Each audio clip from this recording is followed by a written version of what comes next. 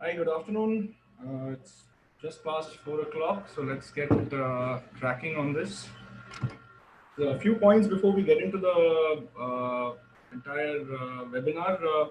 Just something that we saw over the last couple of webinars that we held at Bissol, and we thought that we should mention these points so that there's no confusion later. So to get started, the sequence of the presentation will be that we should first be completing the PowerPoint presentation, which should take about an hour 15 minutes at the max, which will then be followed by the Q&A.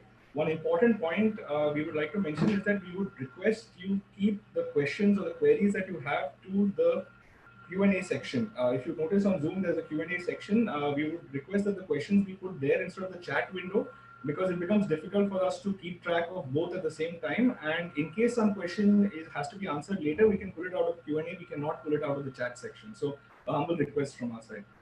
Apart from that, a number of people ask for contact details in the Q&A section. We'd just like to mention that at the end of the presentation, the contact details are present. My contact details are there directly. So any queries apart from what is brought up today can be mentioned can be brought up, can be emailed to me, or you can call me directly. My phone number is also available. Apart from this, we will also share, again, this is something we get very often, we will be sharing the presentation with all of you all within 24 hours.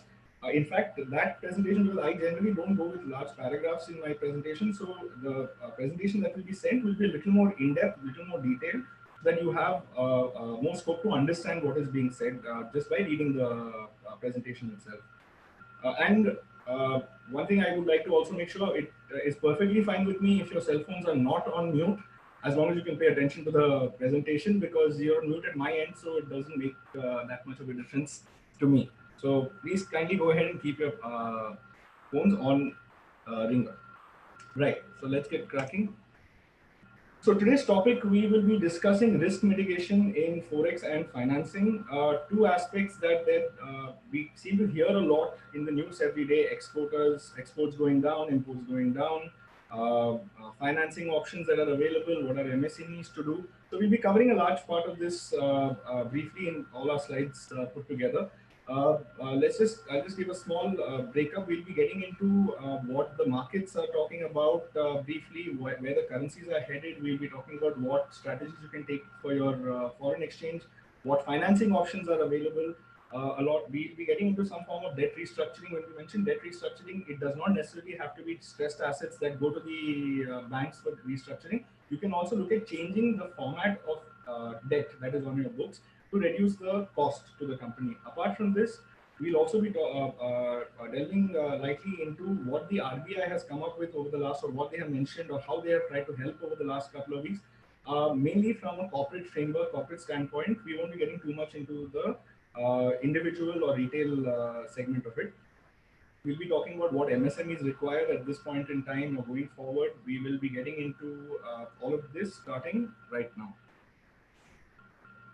So a brief introduction about myself and Bissol India Financial Services. My name is Advait Venkatachalam, as you would have seen when you entered the presentation. I am the director of Bissol India Financial Services, and Bissol India Financial Services is the corporate finance consultancy arm of the 23-year-old Bissol India Group. We work with corporates across the country on foreign exchange and treasury management. We work with them on project financing. We do a lot of RBI FEMA compliance work for our customers. We also do a certain sort of debt restructuring for a number of customers. That's what we do. And of course, without wanting to sound cocky in any which way, why we believe we do it better or we do a good job of what we do is because with Bissol Finserv being a part of the Bissol group, like I mentioned, we don't take into account a problem just from a single perspective as to what it could be just from a foreign exchange perspective or an accounting perspective or an interest rate perspective or even a taxation perspective from that matter. We look at everything as a group. As Bissol provides all these services under one umbrella, we also ensure that all our solutions are tailored from that perspective. Unlike consultants that look into only one particular matter where it might be a certain approach to things, we look at a rounded approach to our solutions. Now, why are we here today? To discuss the impact of the coronavirus and what we are going to do in terms of corporate finance. So let's look at the global perspective of where we stand today. The coronavirus, which started in Wuhan in China in December of 2020, it's a highly contagious respiratory virus. Surprisingly, same family as the common cold at one end of the spectrum, and SARS and MERS, extremely deadly at the other end of the spectrum. I would put the coronavirus closer to SARS and MERS, if not above it, at this point in time. Total number of deaths worldwide already have crossed 27 lakhs. Total number of cases worldwide have already crossed 27 lakhs. About over 7 lakh people have recovered, and 1 lakh deaths so far, unfortunately. A sad part about this is having worked on this presentation over the last week. I like to have things updated on a daily basis, and every single time, unfortunately, I had to keep updating these figures and increasing them, which is not always a happy thought, but so are the times. Lockdown, the name of the game.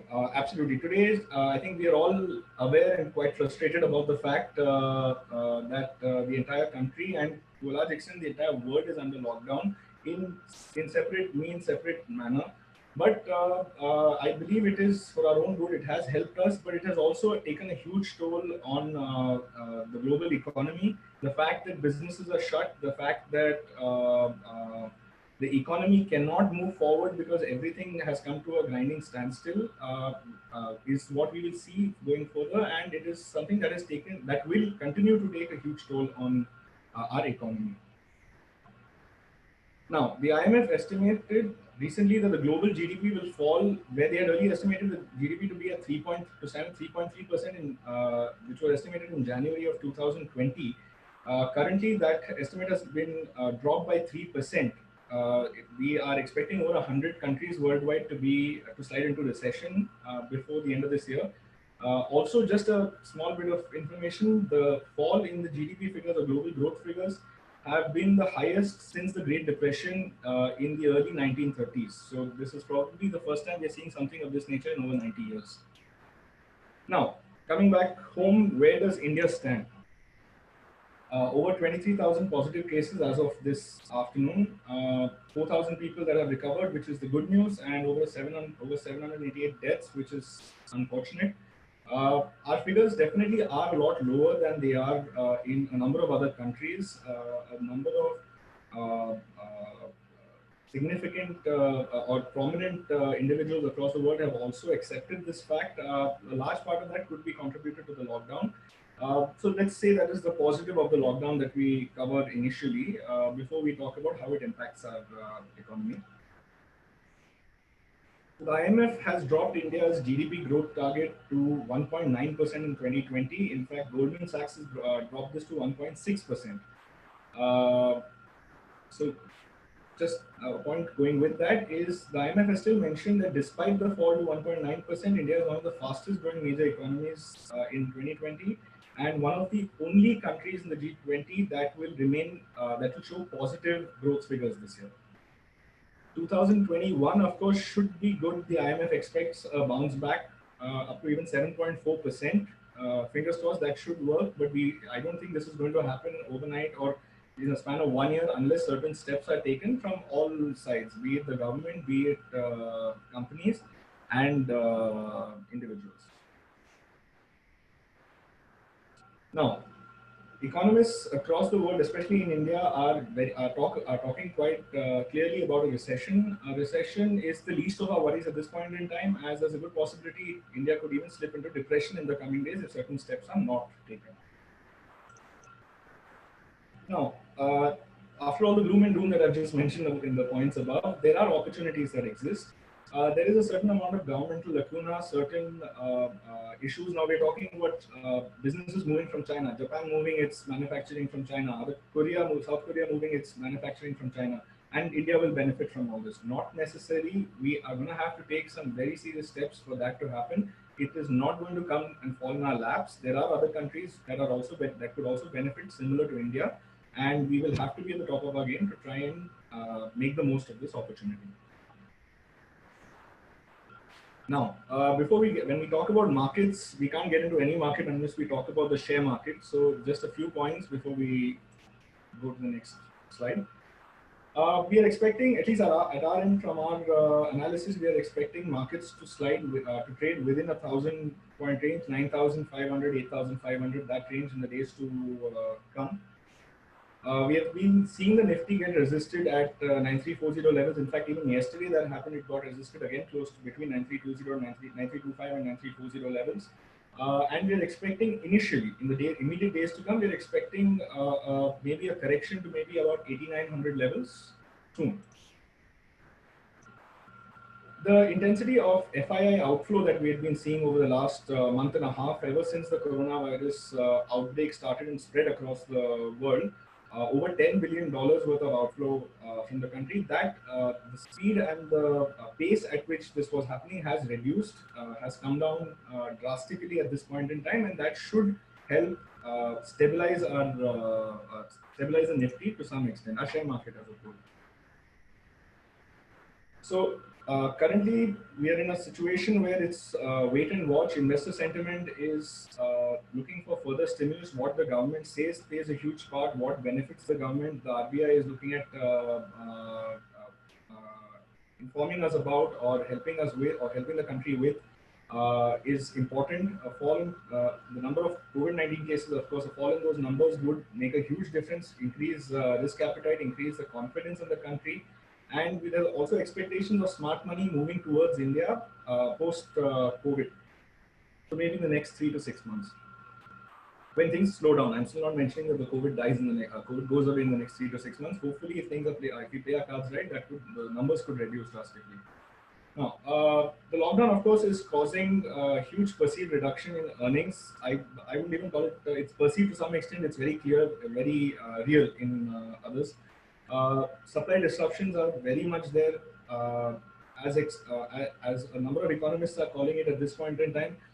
It's currently a supply side disruption, which with time over the next 3 to 6 months could become a demand side disruption, which would definitely cause some panic in our markets. Our advice, of course, this comes with its own disclaimer at the end of the day. We do work more as FX and banking consultants than share market consultants, but our advice at this point in time would be to sell on rallies and be wary of long side bets because there is a reduction in bullish momentum expected. And of course, one last point, which again, this is probably the last point because it came up only recently, that fears the mutual fund redemption. I'm sure a number of you all would have followed off late that Franklin Templeton, as of today, has shut down 6 of its funds worth 25,000 crores in total. This has happened mainly because a number of people feel safer with their money in their bank accounts or in their hands as opposed to in semi-liquid investments. So a number of people approached the mutual funds looking at the redemption, looking at exiting the funds, and there is a certain amount of panic that has been caused. There are talks about the RBI coming in and a special liquidity window being created for the mutual funds to increase their liquidity at this point in time in case further redemption takes place in the markets.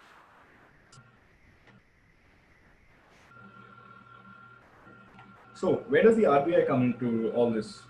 I've titled this the RBI salvos because they have been the market has been calling it, or the news channels have been calling it the bazooka 1.0, 2.0. I prefer calling it salvos because bazooka is more destructive than anything else, and I'd like to believe that the RBI is not towards a destructive path.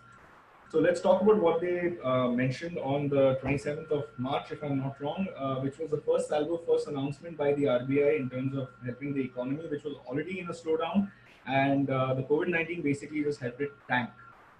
The first salvo, I'll just run through the points quickly. Payment rescheduling. This is regarding your term loans and working capital. Term loan, in terms of term loan, your interest plus principal repayments could be delayed by 3 months, and I mentioned this again. It includes March, April, and May. So, in case those who have made payments for March and are hoping for 3-month extension from here, it won't work like that. Now you'll only get a benefit for April and May for the days to come. For interest as well as principal.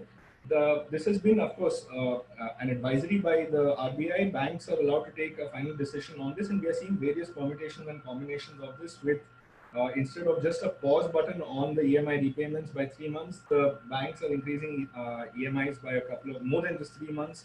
We are seeing we have had cases of clients come to us saying that banks have said if you want a 3 month extension, we'll increase the back end by another 10 months, EMIs by another 10 months, by another 6 months. There's a lot of ambiguity there, which will get fine tuned in the days to come. On the working capital front, it is the RBI has given a moratorium of 3 months for interest repayment. Please keep in mind this is only for the interest leg on the working capital limits that you have or outstanding working capital that you have. Repayment can be done for the interest at the end of 3 months, which could be charged by the bank as a lump sum at the end of 3 months. So this is again a gesture that needs to be considered before we avail, because we have to be very clear of our cash flows 3 months down the line to ensure we can repay in time. Additional working capital financing. Another option that the RBI suggested was that banks start giving more liberal working capital financing for companies. We'll get a little more in depth into this in another slide that I have further down, so I won't get too much caught up with this particular topic. Repo rate cut from 5.15 to 4.4. The repo rates are basically the rates at which the RBI lends money to the banks. The RBI has reduced this rate from 5.15 to 4.4, mainly so that the banks may avail the excess funds and utilize these funds in the markets for customers. The reverse rate, repo rate cut from 4.9 to 4%. This has been a 0.9% drop. Again, from the perspective, a reverse repo rate is a rate at which banks park excess funds with the RBI. This particular move was to ensure that the banks are discouraged from parking funds with the RBI and rather using those funds into the market to lend. A lower interest being earned from the bank could possibly, or at least the RBI also, could possibly help or encourage the banks to utilize those same funds and in the form of lending to corporates. CRR rate cut from 4 to 3%. This is cash reserve ratio has been brought down from 4% to 3%. This again effectively is to increase the liquidity that the banks hold. The ratio, the reserves that the bank needs to hold has been reduced from 4 to 3%. Marginal standing facility, a rate at which banks can again avail loans from the RBI over and above the repo rate, has been reduced from 3 to 2%. Again, so that they can avail more funds at a lower rate of interest so that they can utilize that in the markets. Capital conservation ratio, the last part of it, 0.625%, has been deferred to 31st September. This is again to ensure that a large portion of funds becomes available to customers. If I'm not wrong, at last call, this would have cleared up about 5.6 lakh crores worth of funding available with banks for corporates and other individuals. TLTRO 1.0 for liquidity infusion. Now, when you say TLTRO, I'll just explain that TLTRO basically stands for targeted long-term repo operations. The RBI spoke about doing this in the first round on the 27th of March.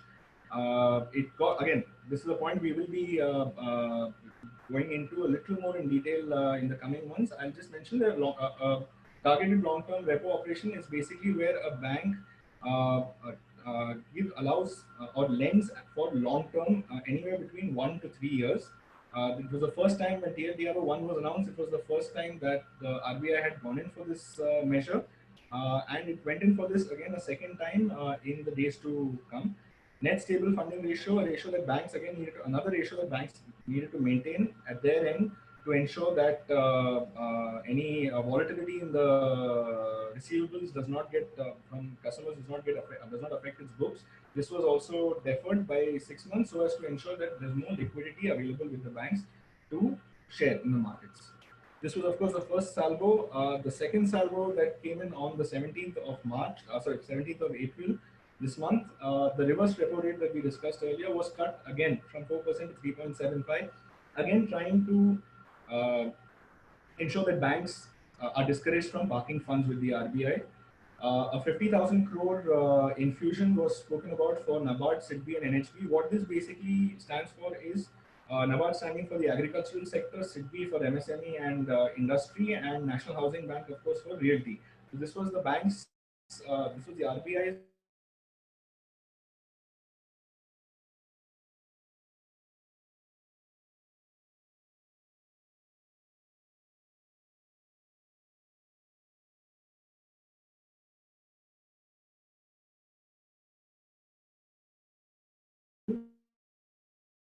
was announced for TLTRO 2.0 by the governor for particularly to focus on microfinance institutions. This, of course, has not seen the same positive reaction from the banks, especially private banks, as the round one did. We talked about numbers and a little more in depth in the slides to come. The ways and means, the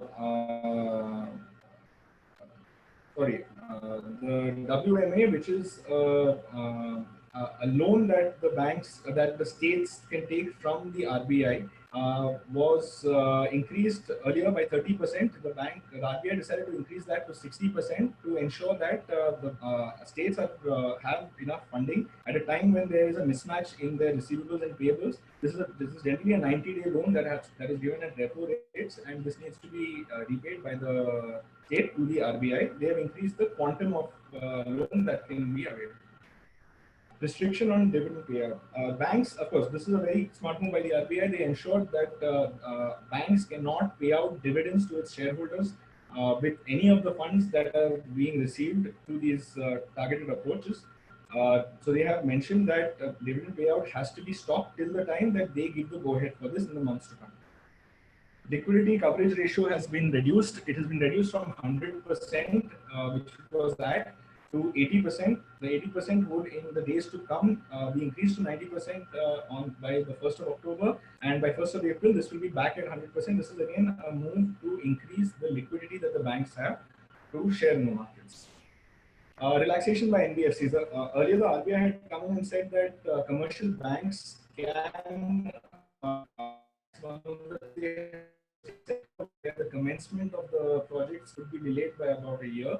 They have now mentioned that this can also be done by NBFCs, so that it becomes smoother operationally. It becomes smoother for real estate, which is an industry usually hit by the lockdown, where due to points out of their control, reasons out of their control, there is huge delay in projects.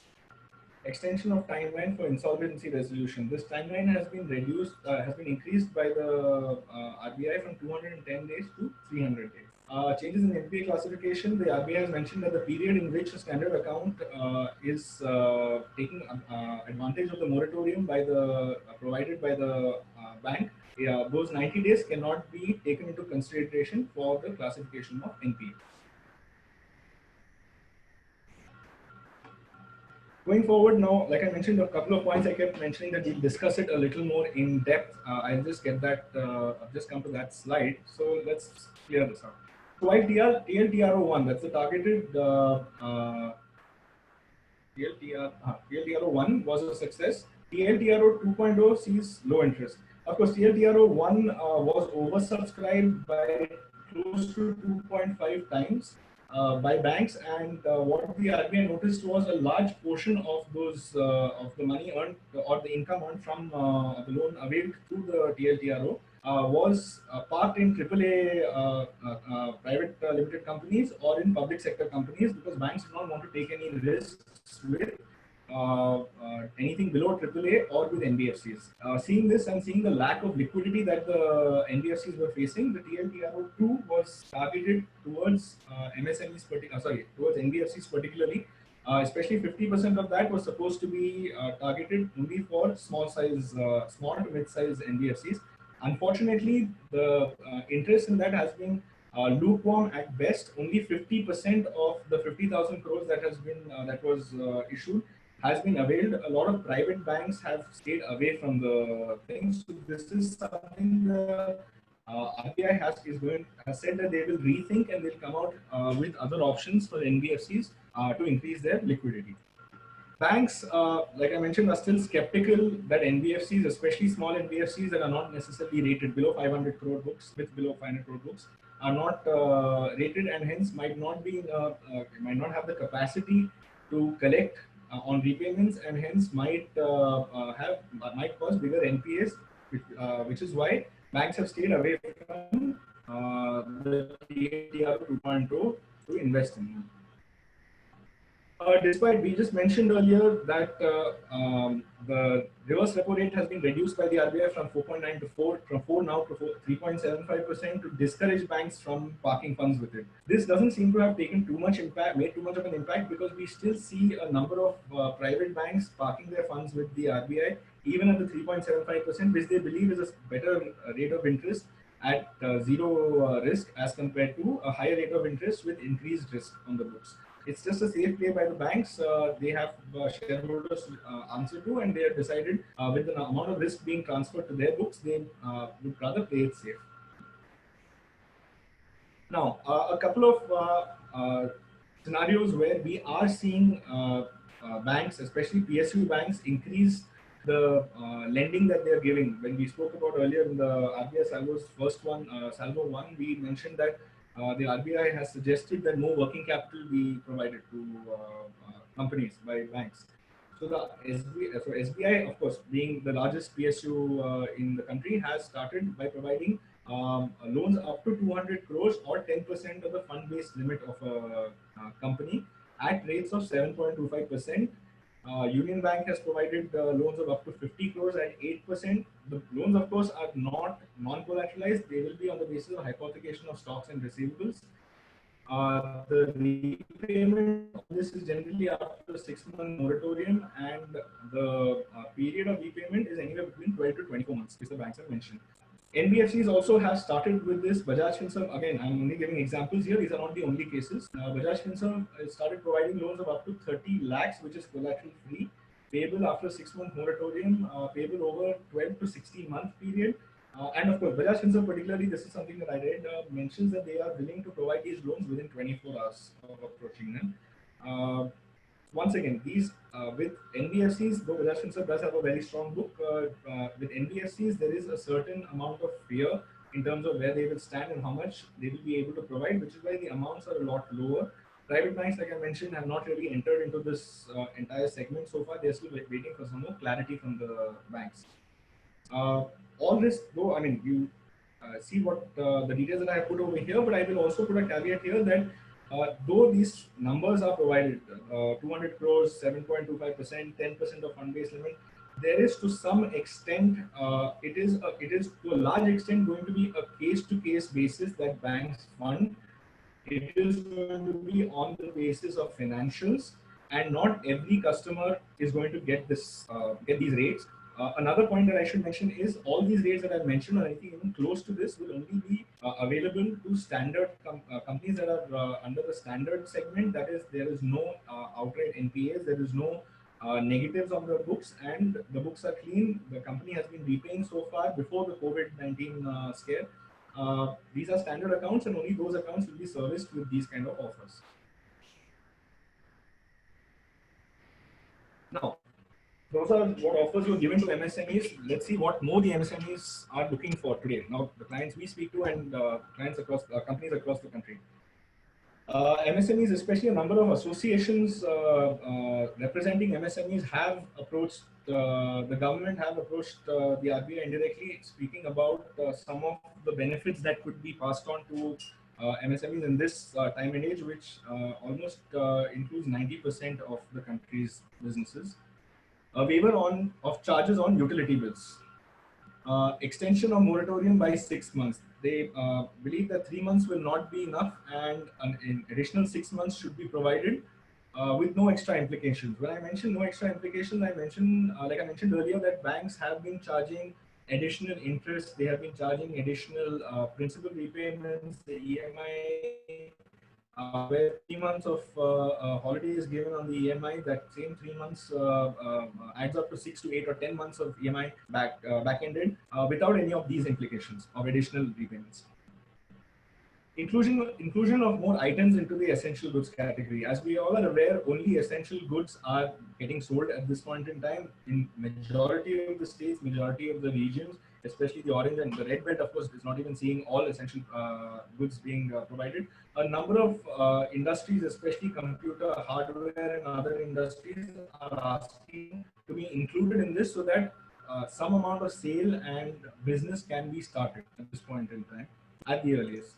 Liberal enhancement of working capital limits. This is what we spoke about in the previous slide. A number of companies, corporates are talking about enhancement of working capital limits without too much collateral. Again, not for long term, but at least over a period of 12 to 24 months to help go past this crisis caused by COVID-19, by coronavirus, and to see through this and to ensure that MSMEs don't have to shut shop. They have been asking for these enhanced working capital limits, which could be for salary, which could be for raw material, both of which, without either of which, corporates can't continue. Support in salary payments through ESI PF reserves. Again, a number of industry bodies have been talking to the government regarding this, that salaries have become difficult to pay. The terms under which salaries need to be repaid, whether it's a worker, whether it is an employee, are not clear at this point in time. We did have a session 2 days back regarding this, which gave some clarity on the subject, but again, there should be more clarity provided by the government at this point in time. In the meantime, companies, corporates, MSMEs particularly are looking for some support through ESI and PF reserves to help for repayment. Option to defer tax payment by 6 months. Of course, tax payments like any statutory payments, like any other payments at this point in time, with limited receivables flowing into any industry, has become very problematic. Companies, corporates have asked for a deferment of tax payment. They're not asking for a tax holiday where tax will be forgiven. They're just talking about a delay in repayment of these taxes by 6 months. Release of outstanding payments by government bodies. This is something, in fact, Minister Gadkari also had mentioned that government bodies have been asked to repay what is due to MSMEs at the earliest. But again, like we all know, that only some portion of this will take place right away. A large part of the money that MSMEs have stuck could be in the form of refunds, could be in other forms that are stuck with government bodies, and they are hoping for this to be released at the earliest.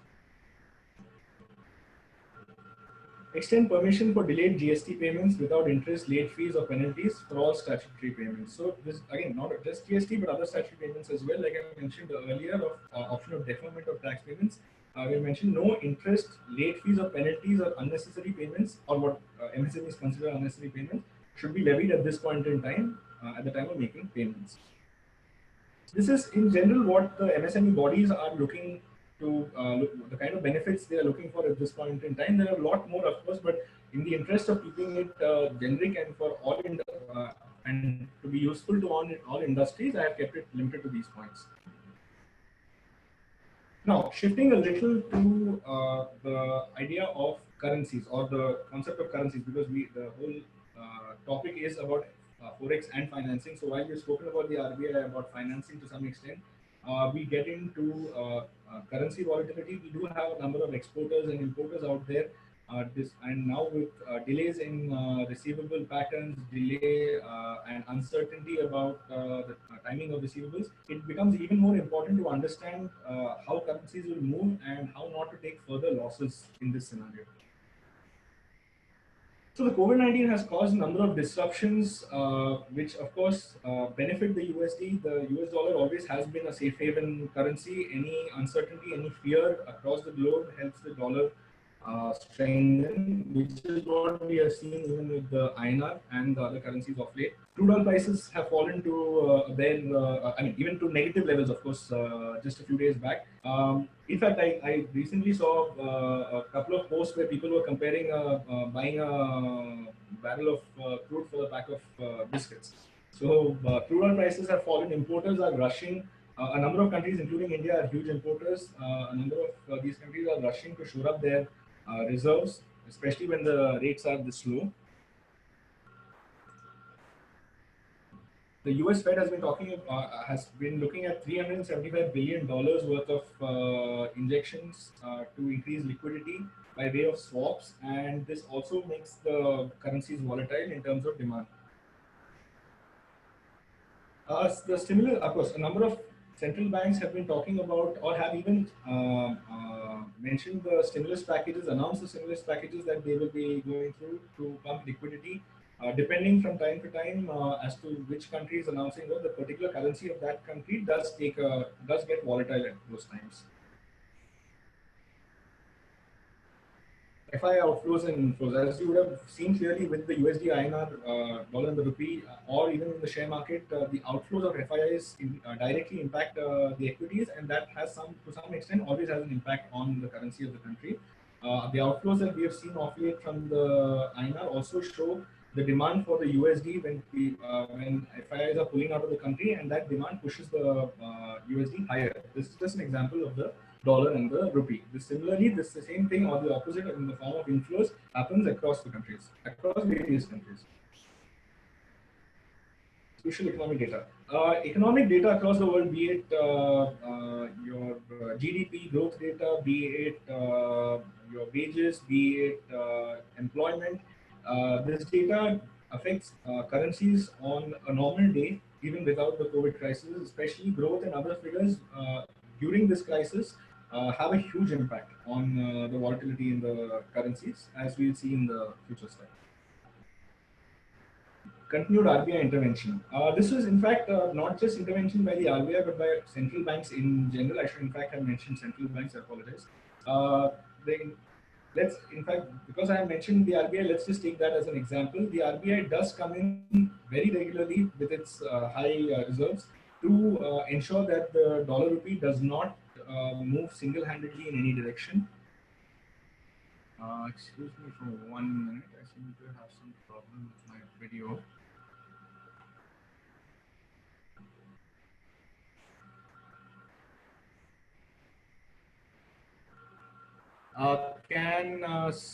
I seem to have some problem with my video. Can someone just reply if I am visible on the chat?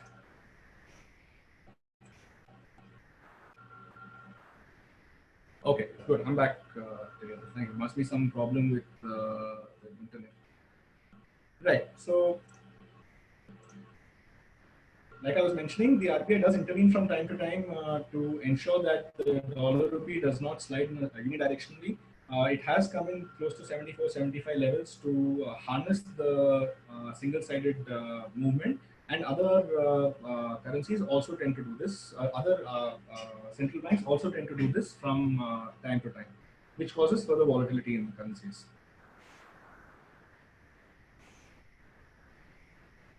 Now, this is something we've all been seeing over the last, I would say, quite a few days. Governments across the nation have been announcing policies towards helping with investments. The US recently mentioned that immigrations have stopped, so immigration policies are being affected. Lockdowns are continuing. A number of these announcements play a huge part because it directly affects economies. So that affects, and anything that affects the economy will immediately affect your currencies, especially in the short term. So let's look at the three main currencies that we see majority of corporates across India trade in. Those being, those being the US dollar, the Euro INR, and the GBP. Anyone with other currencies, if anyone would like a view, I would always welcome an email to the same.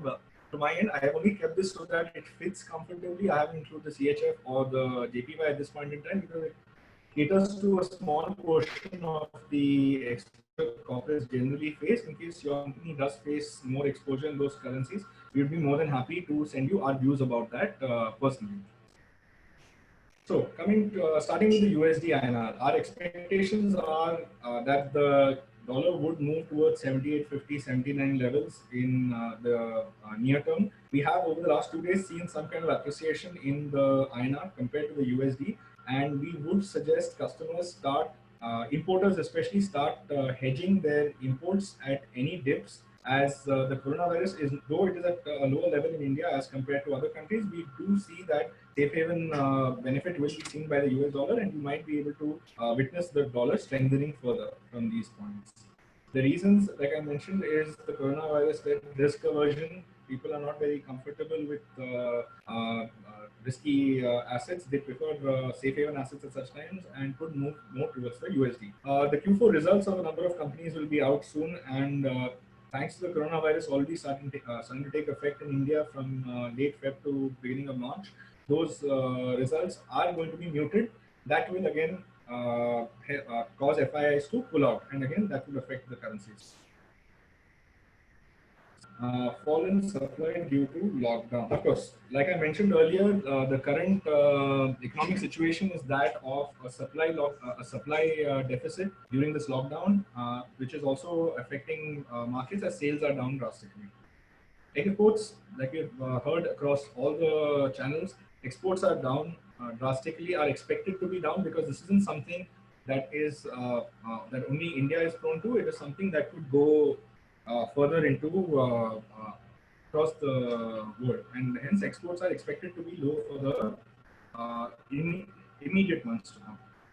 A number of forward cancellations have happened in in March as well as April 2020. This is because, like I mentioned, exports are down, receivables timelines are have changed, and hence a lot of forwards that have been booked are being cancelled at this point in time. Excess forward booking is being cancelled.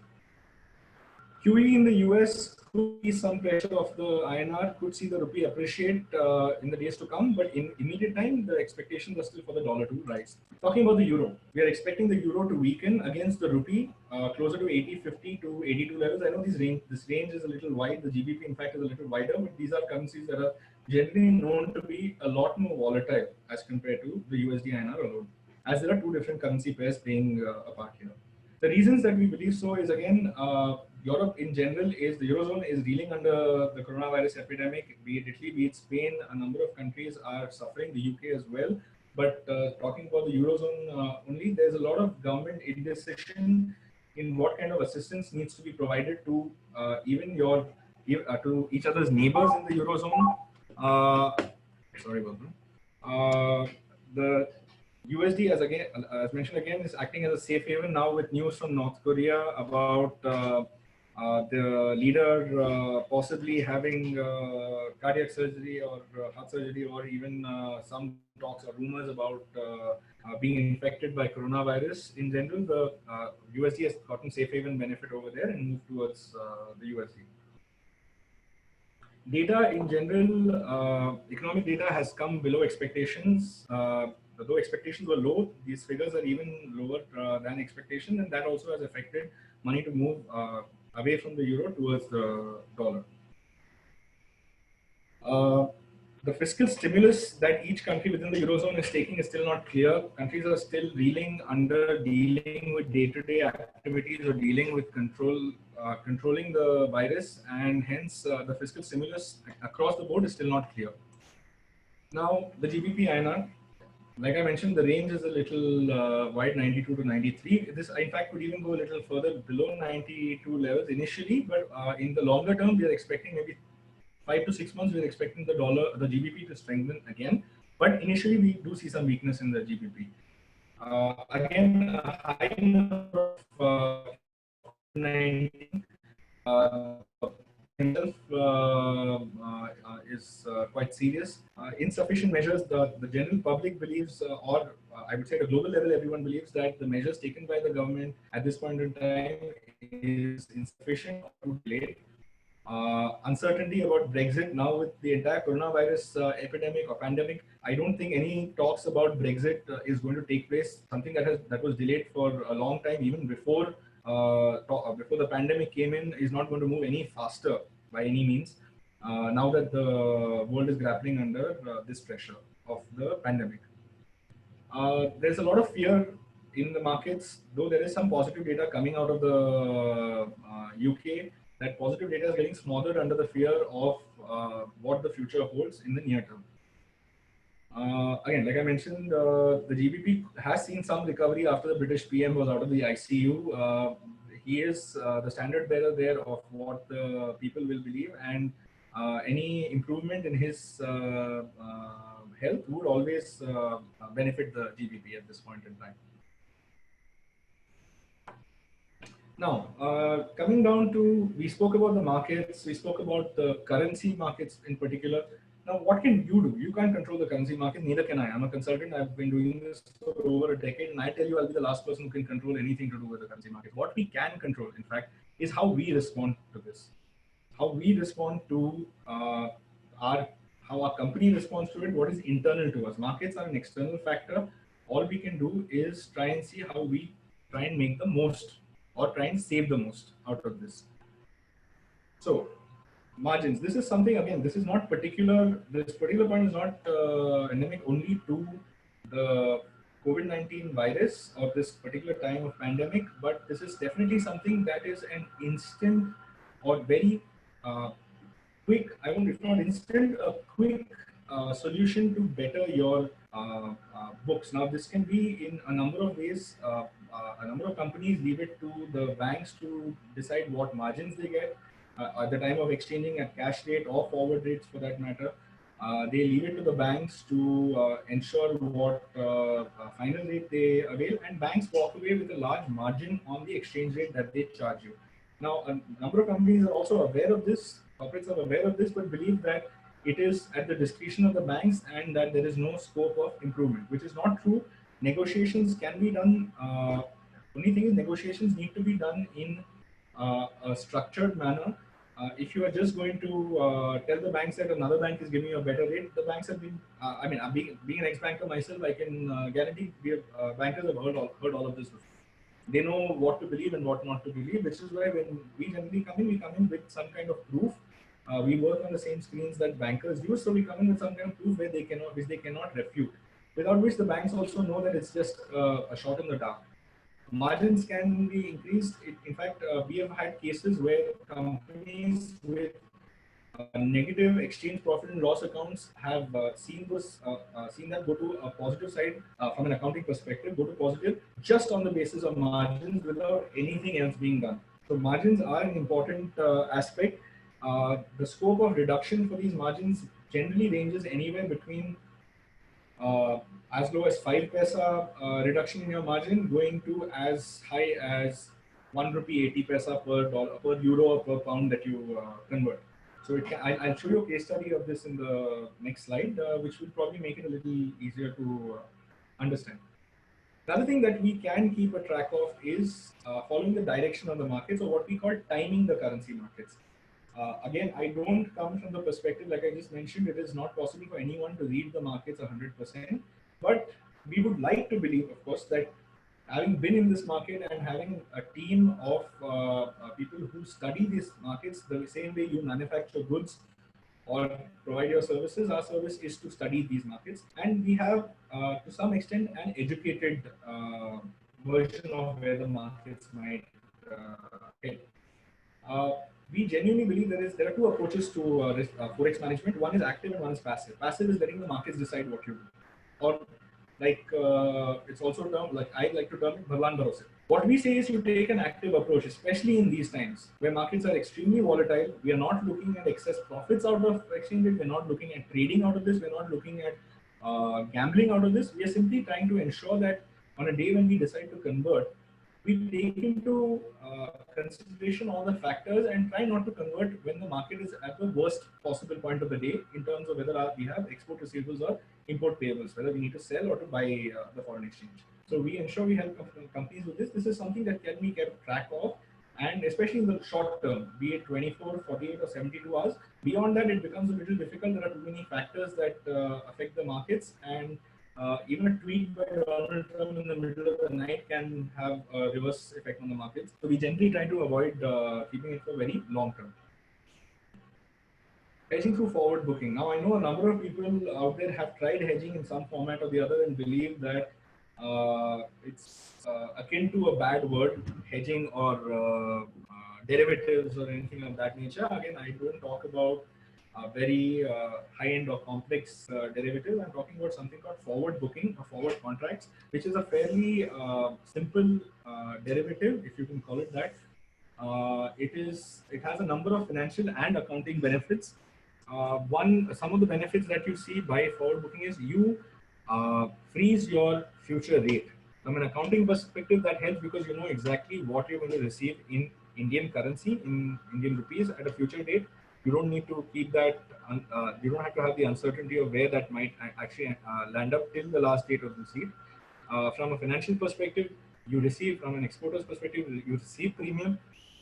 That premium for even 6 months can be as high as 1.5 rupees. That is 1.5 rupees higher than today's rate that you can get to fix at. That becomes a benefit. Importers generally we advise hedging for shorter terms because the additional premium might become a cost. So best not to add too much of cost to that. You know what your cash outflow or cash inflow is going to be upfront. That again helps from a cash flow perspective or planning perspective. Your sales team understands how they can have some kind of buffer when they are planning their costing, because again that premium becomes an additional benefit that you receive. Now this is again there are a number of other benefits to forward booking, but I know a number of companies have had bad experiences here. So I would actually recommend anyone who has even slight interest in this to get in touch with me. I am a huge proponent of forward booking done in a structured manner again. A one-off is always going to be a 50-50 profit or loss situation. A proper system being put in place, a proper structure being put in place, 9 out of 10 times is going to be profitable. There's no two ways about it. Now, I'm just going to go through a very simple case study of which includes all these three points just to help you understand this. I won't spend too much time on FX. Those were here from a financing perspective. Another 10 minutes or 5 minutes, and we'll be on to the financing side again. So, an engineering company that we worked with had payables that were due, payables of 1.2 million euro that were due to its parent company in Germany. The parent company decided that the repayments were falling past a certain period, and they didn't wish to keep those in the books as payables from the Indian subsidiary, and would rather have given an ECB to repay these payables. An ECB is an external commercial borrowing, which the parent decided to give to the Indian subsidiary. This was going on just when we came into the picture, and we spoke to the company.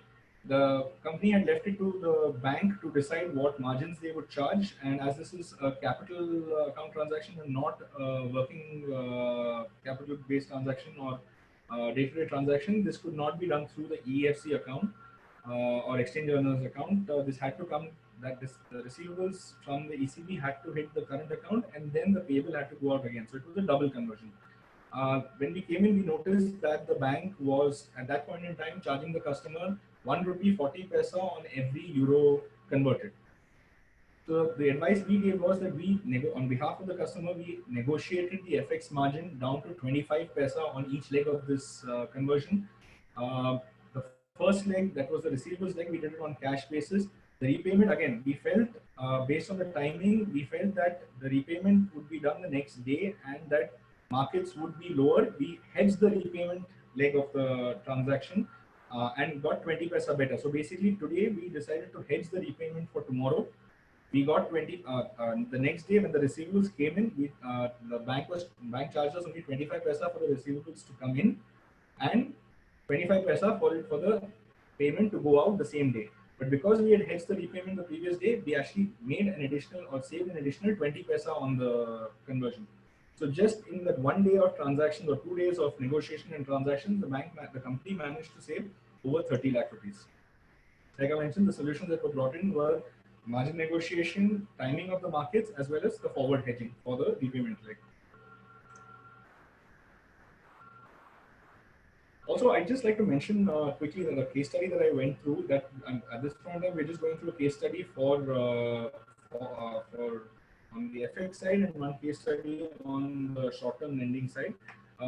There are more case studies in the, and these are real-life case studies, which we will be sharing in the more detailed version of the presentation, which we will be sharing with you within 24 hours. That has 2 or 3 more case studies included. So options on financing, like I mentioned, we're back on financing at this point in time. Of course, it is something that is a pain area for a number of corporates. Now let's talk about, we spoke about what the RBI is talking about, what banks are talking about. Now let's talk about what is already available to us as a company in terms of financing. On the short term, this is for exporters, we have packing credit. This packing credit can be in the form of foreign currency, it can be in the form of INR. Like the case study that we will look at in the next slide, packing credit in INR has certain benefits the government has over the last 2-3 years after Prime Minister Modi's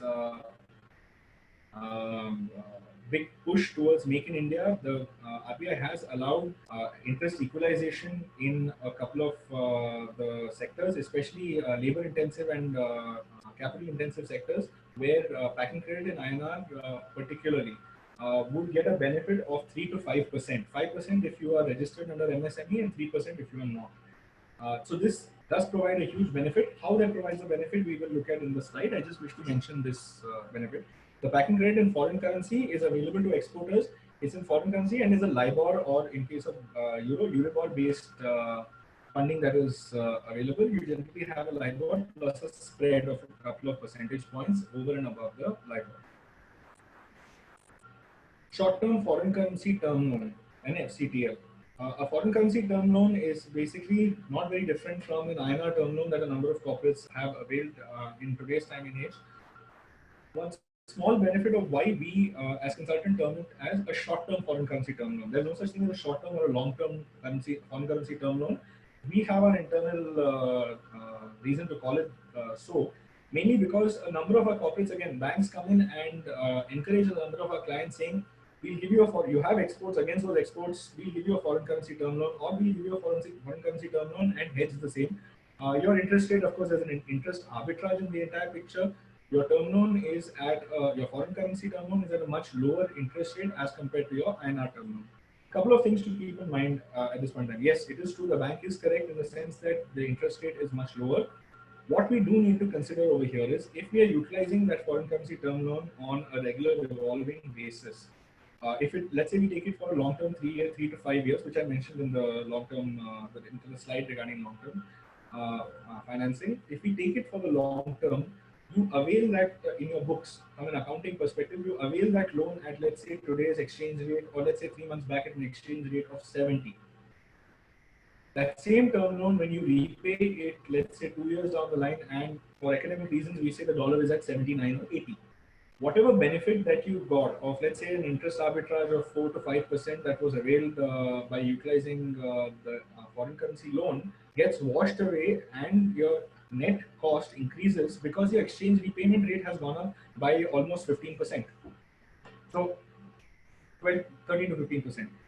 So this is again something that needs to be taken into consideration. So we tell a number of our clients who are utilizing this on a revolving basis is, take those foreign currency term loans for short periods. Take it for 3 months, if possible. If not, maximum for 6 months.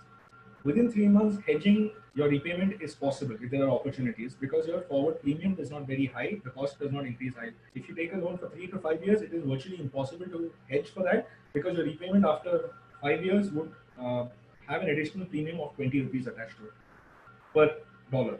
So this, again, that does not make sense from the long-term perspective. From a short-term perspective, you can take that loan on a 3-month revolving basis, and that does not show on your exchange profit and loss in the form of huge losses. Working capital demand loans, WCDL. These are again INR loans given at close to CC, close to levels of your cash credit for companies. This is mainly used for your local sales, your local manufacturing, anything that is domestic in nature. We, in fact, even push clients to avail these for short-term options of 1 to 3 months, in case we believe that taking a foreign currency term loan short-term also might have huge volatility in the markets, which could cause higher repayment levels. LC-backed funding, that is suppliers credit for importers. Again, importers had a couple of options till a few years back. Thank you, Mr. Neerav Modi, that we could avail buyer's credit and supplier's credit. Buyer's credit was a hugely popular product where importers could push payments ahead by 3 to 6 months, even up to a year for working capital, and up to 3 years for capex reasons. That, of course, is not available anymore, but a similar product called supplier's credit is still available in the market, which is an LC-backed product. And of course, I will not go into too much detail of this product. Anyone who is interested can get in touch with me regarding this. Safe to say, this is again a LIBOR or Euribor backed lending, and much safer than buyer's credit, which is now been disallowed by the RBI. Again, this is an internal thing that we like to call the option of last resort, cash credit. Your cash credit will always be one of the highest rate of interest. Your overdraft cash credit will always be on the higher side. It is not a bad option because it is easily available. your interest is charged only on the period that you're availing it and not over a longer term. So it is very convenient. We just believe there are cheaper options. It comes down to a simple fact of whether a little extra effort needs to be put in to put a structure in place for either a packing credit or a foreign currency term loan as compared to a cash credit, which is of course easily available. It's a hygiene topic.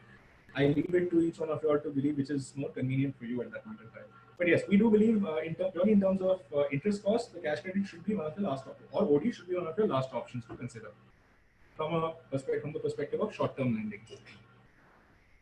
Now we come to long-term lending. After this, we'll go through the case study on the same. On short-term lending. So one is INR term loans. Just like foreign currency term loans, there are INR term loans. Most companies take this for whether it is for some kind of expansion, whether it is in terms of setup with initial setup, whether it is in terms of capex. So INR term loans are quite common, especially companies that do not have exposure to foreign exchange in terms of exports. Do not have an option but to avail loans in INR, which is also fine. Please keep in mind that INR term loans also have a huge potential or range of what your exchange rate, what your interest rate could be.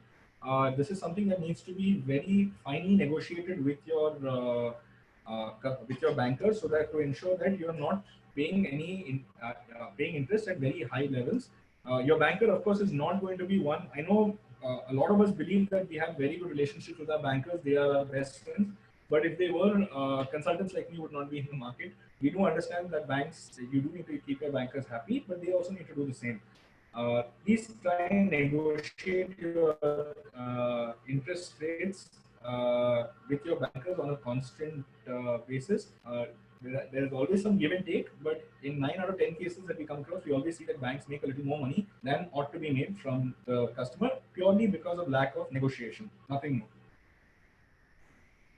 Long-term FCTL, just like I described short-term FCTLs, in case your products are in terms of capex and a certain costing, a buffer has been kept in place for exchange rate movements.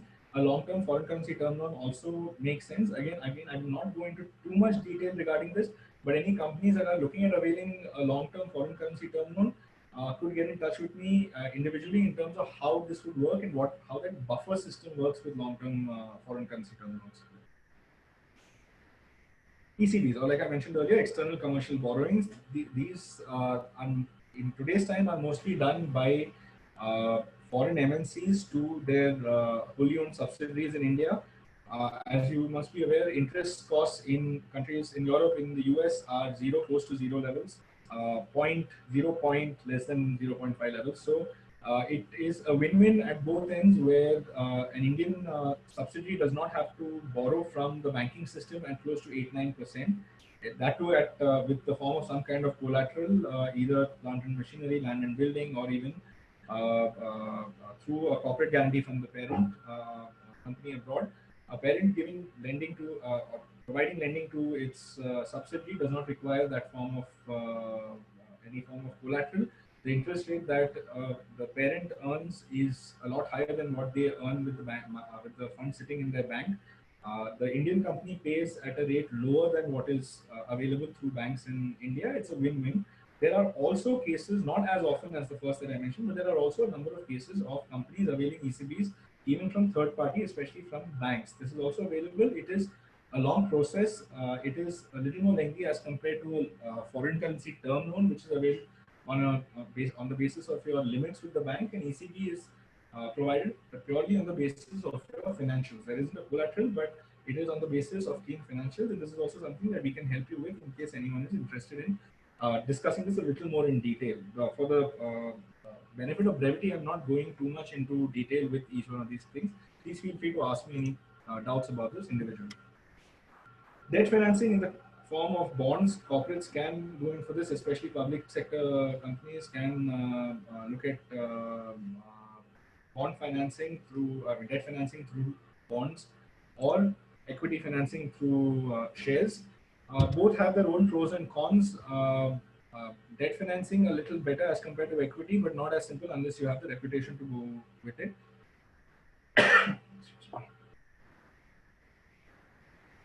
Again, topics that I won't go further into detail with. Now, the case study on the short-term lending option, we are going to be talking about packing credit, especially I mentioned an interest equalization benefit scheme that the RBI and Make in India, following Make in India, the RBI came up with. I'll just be discussing that a little bit, and anyone again interested in this, please let me know. I'll clear it out in the Q&A section. So an auto ancillary MSME client of ours who had exports of about $12 million per annum was using his CC for working capital at about 10%, which is not bad, but still slightly on the higher side. This was done on a regular basis as and when working capital funds were required. These funds were availed from the bank, and the bank, of course, was very happy to be charging CC at 10%. Had no particular reason to explain to the customer that there were cheaper options available. खुद के पैर पे कौन कुल्हाड़ी मारेगा? So the export receivables, when they were received, were converted by the bank on a cash basis without checking with the company, and the company was also comfortable with this setup initially. So where we came in was we explained the interest equalization benefit to the MSME, where their packing credit in INR, which would have been at 9%, they got a 5%, which I mentioned here. They got a 5% benefit straight off the bat, and their cost of funding came down to 4%. What we also told them was packing credit is lending taken in INR and as and when you against your exports and against the quantum of the exports that you're expecting, and as and when you receive your export receivables, they're converted into INR and the payment is made in INR back to your bank. That is principal plus interest. The receivables which are coming 3, 5, 6, 3, 4, 5, 6 months later, we put a system in place where forward contracts are booked for the receivables. Let's say coming in 6 months later. The annualized forward premium on this forward contract stood at about 4 point something percent. Let's for discussion's sake, let's say 4%. So his interest cost at one end had come down to 4%, and the forward premium that he was receiving from that export receivable was 4%, which ensured that it nullified his interest cost altogether, and the company was getting an interest-free loan at 0%. So this was the structure that was put in place by us, and this is a structure that we have put in place successfully in a number of companies that we work with, over 20-25 companies at least. So the solutions that they took advantage of was the packing credit in INR. Even my point is, even if the interest equalization is 3% or the interest equalization is not there, packing credit in foreign currency or in INR should be an option that companies exporters especially should definitely consider when they are going in for availing funding before looking at CC or overdraft. Now, another format that a number of people ask about is debt restructuring. How it can be done, how a stressed asset can consider debt restructuring. So like I mentioned earlier, there are two formats or we consider two forms of debt restructuring. One is when a company looks at reducing its impact, the interest impact or impact of funding, and how to best reduce that with the best products available. The second is a little less in the company's hand and a little more in the bank's hand, where till maybe early 2018, companies could approach banks to restructure stressed companies, stressed assets as the banks call them, could approach companies for how best to restructure their cost. Loans can be extended, 5-year tenors could be extended, interest costs could be reduced. This, of course, has changed to a large extent. Today, there are all of this falls under resolution and other caveats. So, of late, where we stand, the latest is the IBA or International Banks Association has been in the process of finalizing norms for restructuring, especially cases of restructuring that might come into play only due to the COVID-19 situation, only because of the pandemic and only because of stress on the economy and on industries because of this. The main concepts included within the proposal we just discussed. One is an extension in the tenor of these repayments. So not necessarily companies with a limited repayment capability, now that receivables might either reduce or the timeline of these receivables might come down. An extension on the tenor has been discussed. a further moratorium of 6 months has been discussed. The IBA, of course, an industry body for commercial bankers across India, has spoken to banks and discussed that only a 3 month moratorium might not be long enough for corporates to manage, and hence an additional 6 month moratorium has been, the possibility of an additional 6 month moratorium has been discussed. Working capital interest repayment over 12 to 24 months. They have also discussed in their proposal that the working capital interest repayment, where currently a 3 month moratorium has been provided, they are talking about increasing and making that repayment over a 12 to 24 month period to better spread it out to ensure that there isn't too much stress on the company in terms of the short term. They have spoken about all these assets. Now, these two points not to be classified as NPAs, of course, and that is because they have spoken about these assets to, or these corporates to be maintained as a standard asset and not an NPA. Because the moment it becomes a non-standard asset or an NPA, the bank also has to increase its reserves in the books. As it increases its reserves, that amount of money becomes unavailable from the banking sector for lending. And so the IBA has approached the RBI with these. In fact, it was last Wednesday or 22nd that this was to be shared with the RBI, and I believe it's already with them. And like I mentioned, the proposal is with the RBI for final approval, and this is going to play a large part of the, let's say, the third salvo by the RBI, especially the ones that we're looking out for the MSMEs. So this is something to look forward to. A number of these, if not all of them, would get should see the light of day through the RBI once we get the RBI's final approval. So now coming closer towards the end of this session, this is the slide that I wanted to talk to quite seriously. Is the new normal. We've all attended a lot of webinars, or we've all been glued to the news channels. We keep hearing about the new normal, the new normal. What is the meaning of the new normal? Now, how I define the new normal is we're talking about a new normal because what was is not going to be what we face in the days to come. It's all about how we cope and how we contribute.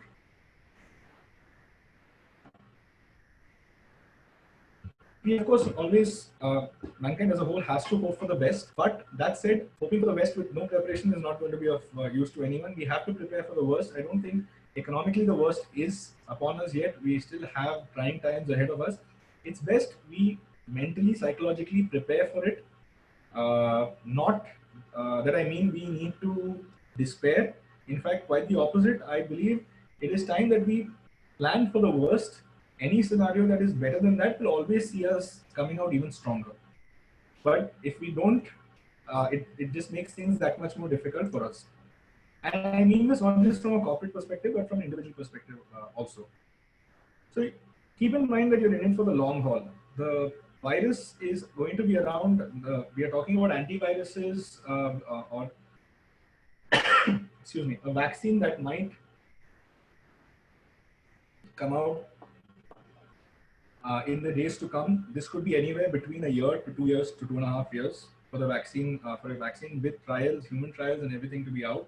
So we're in for the long haul. These changes that we see are not just temporary changes, and life will go back to where it was. Life will never go back to where it was. Industry will never go back to what it was.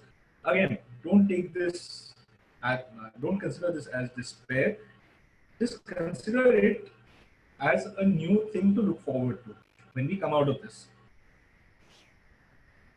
Recalibrate your expectations. Now, this is twofold. Recalibrate your expectations from the perspective of what the industry holds, what the marketplace holds, what opportunities are there external to the company, and also internally what can be achieved. It's always good to expect more from your team and from everyone around, but be realistic about what can be achieved in terms of your budget, in terms of targets, and recalibrate your expectations accordingly. Prepare for a paradigm shift. Things are not going to be the same. It's going to be a whole new business environment. It is going to be survival of the fittest. That is for sure. Demand, supply is limited today. who gets access to that supply, how you get access to that supply from a corporate perspective, how you get access to that supply. And like I mentioned, the supply shortage is soon going to become a demand shortage in days to come, and people don't have jobs, people don't have ways and means to purchase items, or the demand is going to start seeing a reduction, and it will soon become a demand side problem. So when that happens, it also becomes a problem of how you are going to ensure that your goods get purchased or are in demand. So be ready for that shift and start planning for it. Return to the drawing board.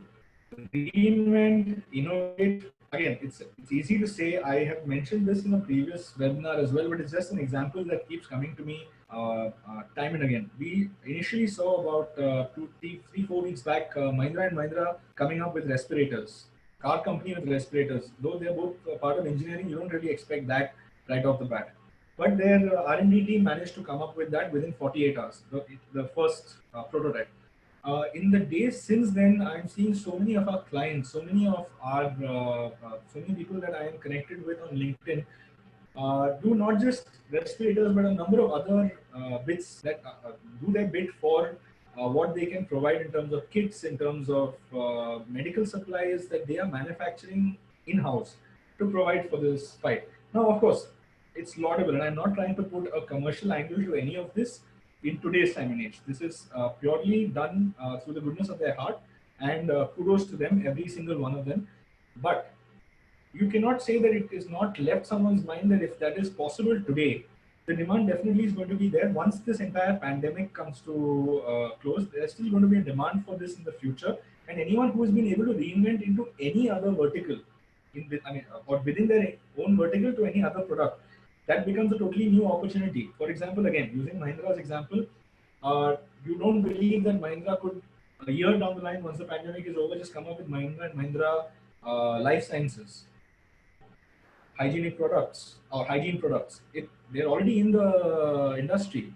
They've already created their space in that industry when it was required. So again, might not have to do with only, this was just an example that again might not have to do with only focusing on the pandemic and what you can do, create towards it. Your industry might be completely different, your product might be completely different, or your vertical might be completely different. But I'm sure you will have to pivot for to ensure that it's going to be useful in the world that is to come. Flatten the sacrifice curve, or I used to call the loss curve. Now, we've been talking about flattening the curve with, in terms of the COVID-19 pandemic or the coronavirus, that how quickly it is rising and how quickly we can reduce the speed or the pace at which it is increasing. So when you say flatten the curve, I have another version of flattening the sacrifice curve. Or the loss curve. This is a curve where there is going to be huge loss in the days to come, or there already are. There's going to be huge sacrifice. Let's try and ensure that that sacrifice is not by one particular field of people. Now, when I talk about field, I talk about, let's say, from a corporate perspective, the government at one end, the employer at another, and the employee at the third. These are the three pegs of this situation. Let's try and ensure that the government already, of course, is in talk. We are in talks. We keep saying that the government needs to provide more. The government needs, yes, they do, and we are in the process of. Everyone has approached them. We are in the process of coming up with new options. Now we mentioned that the government should take care of some amount of support in terms of salaries, in terms of from PF reserves, from ESI. Now that is from the government's perspective. The government will have to sacrifice, will have to offer something. Might have to give a tax rebate for 6 months. Might have to defer taxes by 6 months. That is from the sacrifice from the government side. An employer's sacrifice, again, like we approached 3 days back in the presentation done then regarding salaries, it's not necessary that if salaries are not payable, we don't pay them. Paying salaries will always help in the longer term. A loyal employee today is going to be much more productive to you tomorrow than a new employee who has nothing to gain or lose, or no particular relationship with the organization. An employee helped at that point in time, when it's needed most, will always be loyal to an organization at a future date. And the third leg of this curve is the employee. Don't expect appraisals. I would not even say appraisals is going very far. Don't expect the situation to be same. Bonuses, increments, even the same level. Everyone is sacrificing. If your employer is sacrificing, you have to acknowledge that sacrifice and be willing to match that. That's where, an economy, we are going to be able to grow. As an organization, we are going to be able to grow. Otherwise, it's always going to be a case of uh, a mismatch of expectations and no one moving forward in the process. And that's a lose-lose situation rather than a win-win situation. A win-win situation does not necessarily mean that there is no one takes some kind of a cut somewhere. That will have to be done. So employees also need to look at it from that perspective. Keep that in mind. And again, employers, companies, corporates, this is the perfect opportunity to look at. I mean, this is a case to look at CSR as an opportunity to contribute. Don't just look at it as a statutory obligation. It is a statutory obligation. We will do it. Karna hai, karenge. Look at it as an opportunity to contribute. Now might be the right time where I'm sure a number of companies here, or people who are representing companies here, might be, are already taking part in CSR. All I'm trying to say over here is this might be the right time where CSR is put more towards those organizations battling COVID-19, battling coronavirus, than towards others. I'm not saying, I mean, to each his own. I'm not for a second belittling anyone's cause. Just that the COVID-19 or coronavirus might be a much more urgent, those organizations might be much more urgent need for that kind of support. So, like I mentioned, the new normal. First, start to cope, and once you have, that you stand a good chance at surviving, because when you have coped and now you're able to contribute.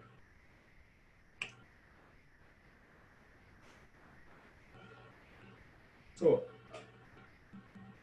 I'll just read this out. A pessimist sees the difficulty in every opportunity, and optimist sees the opportunity in every difficulty.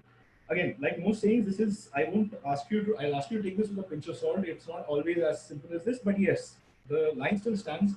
There is a very good opportunity here. The COVID-19, just like many instances in the recent past, has probably become one of the biggest levelers in the market today. Uh, Everyone stands at the same level. Where MSME at 50 crores is not able to manufacture, a large corporate at 5,000 crores is not able to manufacture. A large corporate at 5,000 crores might take a lot more to set back up in place, and an MSME will require to be able to come up with his product once things restart. So look at it as an opportunity. There is always like they say, every cloud has a silver lining. I won't say this as a silver lining, but we will have to look and search for one, simply because there will always be opportunities here. Like I said, we talk about China, we talk about things moving here, we talk about opportunities here. We talk about, like I mentioned in the previous slide, we talk about shifting or pivoting a little and looking for opportunities. That is again an optimist seeking an opportunity. And this is not again something to write in a book or something to write in the diary. This is simply because this is the only format of survival at this point in time. Let's face the reality. This is what survival will require. It's not even an option. It's a requirement at this point in time. So keep that in mind. I didn't want to go too much into detail about the conclusion.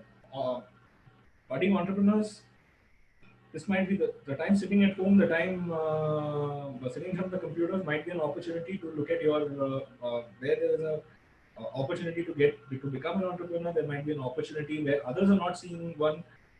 This is the time to grab that.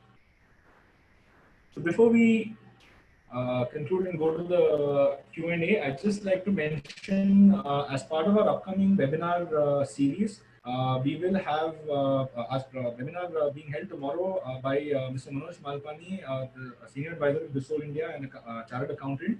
Will be talking on the topic of comprehensive review of compliance requirements under foreign trade policy, direct and indirect taxes, corporate laws, and SEBI. Now, just to give you a small brief about what this entails, Mr. Malpani is going to talk about what a number of countries around the world today, across the globe, are doing in terms of these, whether it is in terms of the direct and indirect taxation, whether it is in terms of foreign trade policy that affects exporters, importers, how corporate laws are being structured. This is across the world, how different countries are looking at this, what India is doing in this context at this point in time, and what more needs to be done by India, where it can take a leaf from these other countries and what best we can do at our end in terms of these particular subjects, like I mentioned, foreign trade policy, direct and indirect taxes, corporate laws, and SEBI. So please tune in. It's at 4 o'clock tomorrow. I can guarantee you it will be an extremely informative session. You will also see how within a span of just 1.5 hours, you will also get an opportunity to see how so many different organizations, so many different countries are looking at is looking at the coronavirus-led slowdown and how to best help the economy under these situations. So thank you for your time, all of y'all. I really hope there was some value addition done through the last. So I think I overshot by about 15 minutes. But yeah, let's do 15 minutes of question and answers at this point in time. Sorry, 1 second.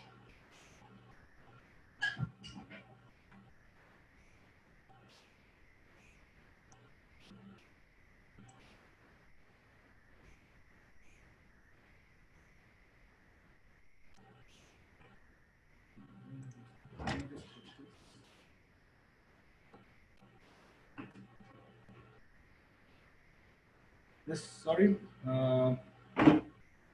this seems to have gotten erased somewhere while I was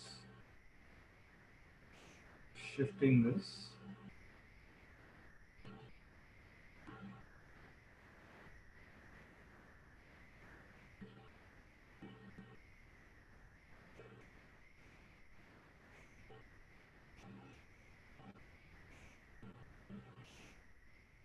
All right, let's just.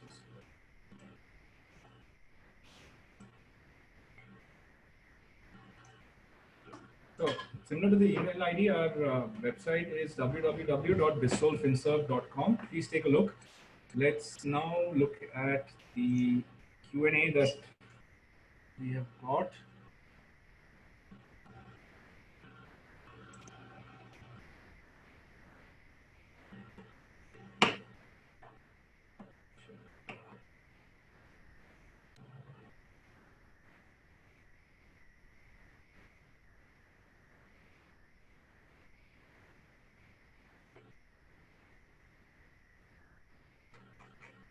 Okay, so let's.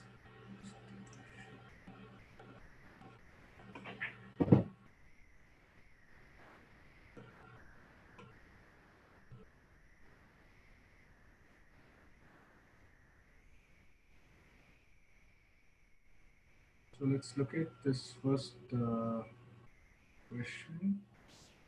Do you expect the USD will continue as the world's reserve currency in the future? How long rupee will be depreciated against the USD and up to what level it will reach and where will it be stabilized? Do you expect at global level the employment cut will be there and up to what level? Based on your expectations, how long will it take to become normal like mid 2019? Well, I think a couple of these questions have been answered by me during the seminar, during the webinar, but I'll just mention again. The first question, do you expect the USD will continue as the world's reserve currency? Yes, to a large extent. For some time to come, it will. Like I mentioned so many times, the USD still proves to be, despite their politics, despite their economy, despite all that, it still proves to be a safe haven bet, despite gold, despite crude. Everything seems to come in second to the US dollar, so it will continue to be the reserve currency for time to come. Even a country as strong as China has decided to peg its currency against the dollar, so this will continue. How long rupee will be depreciated against the USD and up to what level it will reach, where it will stabilize? Like I mentioned, the rupee will depreciate. We are expecting the rupee to depreciate up to possibly 78.50, 79 levels. 78.50 more likely. This should happen over the next month and a half. Currently, the rupee has appreciated over yesterday and today. Those are good opportunities. There will be further dip maybe to 76 levels, and at that point might be a good time for importers to start hedging near term, 1 to 2 months. Exporters closer to 78.50, 78.50. You can start in a phased manner to start hedging some amount of your exports for 4 to 6 months. Do you expect at global level the employment cut will be there and up to what level? I believe at a global level there is going to be huge employment cut, like I mentioned in the new normal slide. the employment cut will be even more so for countries that cannot, countries that are importing further at this point in time. Getting hold of goods is going to become primary factor, going to be the primary factor, where pricing is more or less similar in a competitive market. Being able to get the goods first is going to become important, and any country which is not able to manufacture faster than it can import is going to see further employment cuts, massive employment cuts. Based on your expectations, how long will it take to become? Like I mentioned, I don't expect it to ever return to normal like 2019. There is no, the old normal doesn't exist, which is why I said there is a new normal. I hope that answers questions. Rushil Grover, hi, can you please speak a bit? Oh, I'm sorry, Rushil, bad habit of mine. Any doubts in that, please get in touch. Rushil was mentioning that I speak a little fast. I happen to see this only after the entire session is over. I will try and do that for this session, for the Q&A session now. On account of so Mr. Jamal Khan, on account of ongoing lockdown, we were not able to make certain import payments to our exporters, which had become due for the payment considering 180 days period during the period of lockdown. What respite we have in this regard? Should we write to our AD about this non-payment? Yes, you can have a word with your AD regarding this. Depends on when these payments were due. If they have become due during this lockdown period and there is a sufficient reason as to why repayments could not be made, that definitely can be taken up, and those payments can be cleared at this point in time, especially knowing that if the reason is due to the COVID-19 lockdown. In case of Mr. Virat Parekh, in case of packing credit, foreign currency will be percentage less compared to INR. Please explain that. Can we make forward contract against receivable and nullify?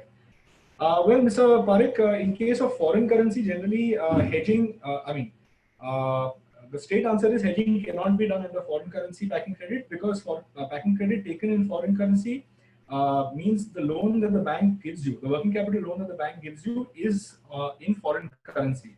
And the fact that this is in foreign currency means that the repayment needs to be done in foreign currency. The typical process for this is for banks to lend you money in dollar terms, convert that on day one to INR, which you use for your working capital. As and when your foreign receivables do come in 3 to 6 months later, a dollar to dollar knockoff is done, and no exchange conversion is done. So no forward contract can be booked against this.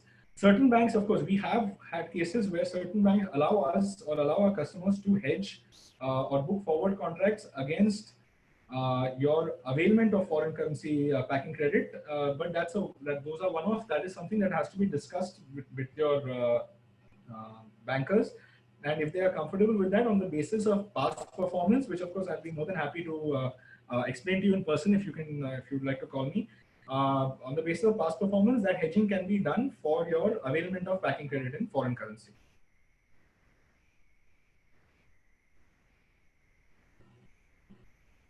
Mr. Anup Rathi, I think RBI has already clarified that asset category which was doubtful on Feb 2020 will not change its status even if moratorium is exercised. Kindly clarify if I'm wrong. No, Mr. Rathi, the RBI has clarified that in the past. My point is that it is after that clarification that the Bankers Association Indian Bankers Association has approached them saying that this needs to be reconsidered. We will have to wait and see what they come up with in the days to come. Ms. Pooja Golub, in Forex investments, it is said that one has to manage risk by managing her emotions. Will you please put some light on this with respect to COVID emergency? Pooja ma'am, this is quite true, but this is true for any investment, whether it is Forex, whether it is in the share market, any investment in the markets, capital markets of any kind, have to be done keeping your emotions in the cupboard. Keeping in mind COVID, it is simply another, for the markets, it's simply one more thing that has played a part to make it volatile. It is up to you to decide, if I'm getting your question correctly, if I'm reading it correctly, is to, yes, you can trade in the markets, you can invest in the markets. There will be a lot of volatility in the days to come, unless you have a problem with making any kind of profits on in a situation where there is human suffering. I don't see how the human suffering would make any difference to your, I mean, should make any difference to your investments, because it's a volatile market. It's a market where others are anyway going to take advantage of movements.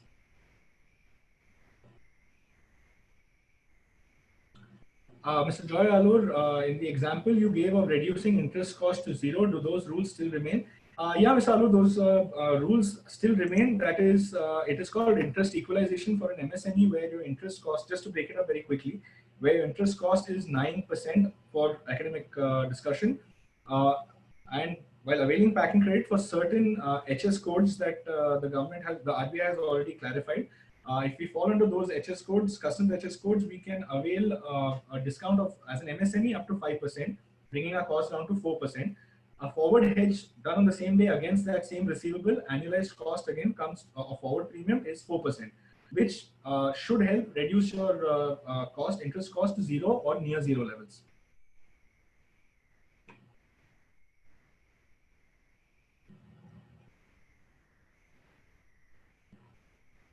Mr. Omkar Samant, what will be the euro trend in coming week? Will euro continue to fall? Well, Mr. Samant, the euro will continue to fall. We are expecting volatility in the euro to continue, but with a negative bias, the euro will remain weak for at least the next month or two to come.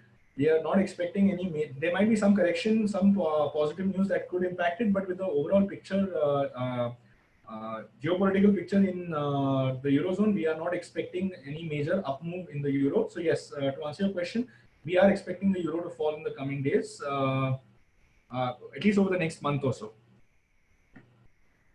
Let's quickly look at the questions.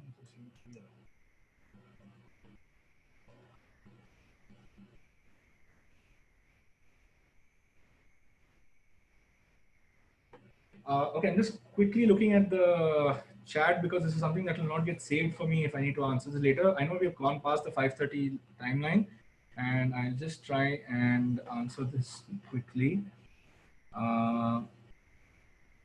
Jairam, why not crude is getting affected on USD and at this point in time, Jairam, by the way, thanks for attending.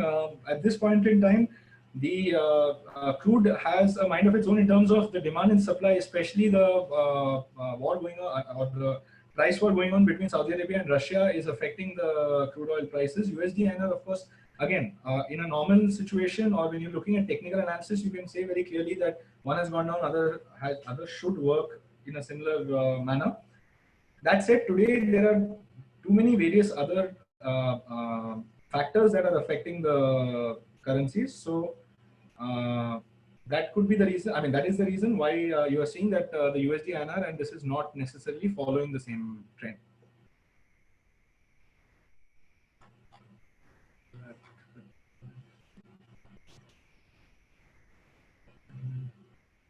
Mr. Salil Halbe, do Indian banks accept foreign BG SBLC as collateral? SBLC, yes, they do. In fact, most foreign companies, foreign MNCs in India, for their Indian subsidiaries, they accept the fastest way to go about setting up limits for the subsidiary is through an SBLC of the parent, because again, the Indian subsidiary, of course, does not have any credit history, does not have any standing of its own, does not have, especially when they're starting off, does not have any debtors, does not have anything. So an SBLC is the fastest route to set up those collateral. Kantish, hi, thanks for attending. Is there opportunities for individuals to profit from forex volatility? Yeah, Kantish, I believe there are huge opportunities, especially in India with the futures market. There is a lot of futures trade that happens. Half of it, I would say, more than half of it is from individuals that are looking at profiting from this. Completely legal, yes, there are opportunities. Unlike the share market, where you buy, in case you are in the share market and you buy shares directly or stocks, the individual stocks directly, unlike that, in the currency futures, you have leverage, and that leverage helps you make bigger profits and also possibly bigger losses. So it is something that you need to go into with your with some amount of certainty.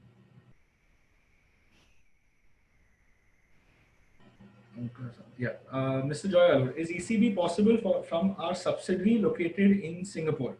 Yeah, I don't. Yes, so Ms. Alur, yes, it is possible. Of course, this is a case-to-case basis because in this case, it is a subsidiary that is providing an ECB to a parent. I'm hoping this is India is the final parent, and we'll have to look at the exact nitty-gritty of the same. But I don't see why this should not be a possibility to be done. Right. I'll call a close to this at this point in time. Any questions that I might have missed because I'm trying to check the chat window as well as the question and answers, and there are a few more questions that seem to be unanswered. I will call it a day. Any questions that have not been answered will be answered by me. I mean, I'll respond to within 24 hours. And also like I mentioned, the detailed version of the presentation will be shared with everyone within the next 24 hours. Anything else? My email ID, I'll just mention it on the chat once again, so that the chat is available with everyone. Thank you, Mr. Alur. Always good to hear from our customers. So I've just put my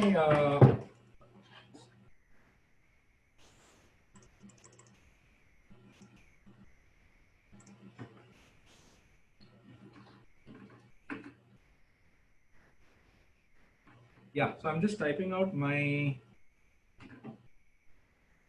that's my email ID, advait.p@bristolfinserv.com. Please send me any mails, send me a mail for any doubts that you need clarified. Anything I might have missed because there are a few more questions than I have time for. I will respond to it over the next couple of, within the next 24 hours. Sorry, I just saw one last question by Pooja Kushare. How long COVID-19 will impact Indian exporters?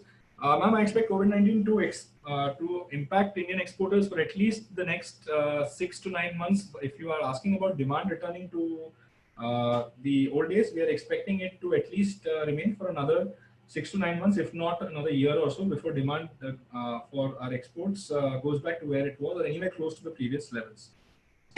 Right. So I'll call it a close with that question. Anything else? Please email me.